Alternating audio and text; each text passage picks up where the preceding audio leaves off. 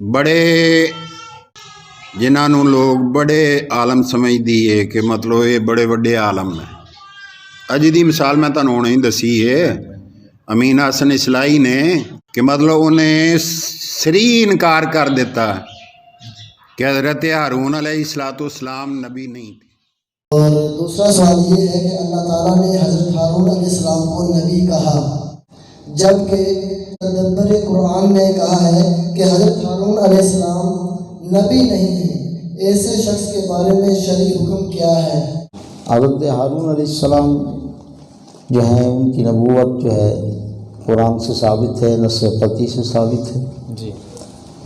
اب ان کی نبوت جو ہے احادیث مطہرہ اور متواتر احادیث سے ثابت ہے، تو جس وقت جو ہے وہ احادیث صحیحہ سے ثابت، نص قطعی سے ثابت نبوت کا انکار کرنے والا، کسی بھی نبی کی نبوت کا انکار کرنے والا گویا کہ اس نے سب نبیوں کی نبوت کا انکار کیا، لہذا وہ شخص جو ہے وہ مسلمان نہیں ہے۔ اسی طرح آپ دیکھیں پرویز، اس نے کہا حضرت آدم علیہ السلام جو ہیں وہ نبی نہیں تھے۔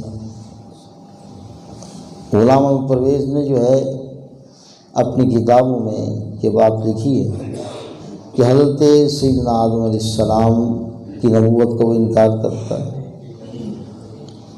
اور یہ طریقہ جو ہے یہ ان وہابی دیوبندیوں کا یہ ہے کہ وہ جو نبی نہیں ہیں کافر گزرے ہیں ان کو یہ نبی شمار کرتے ہیں۔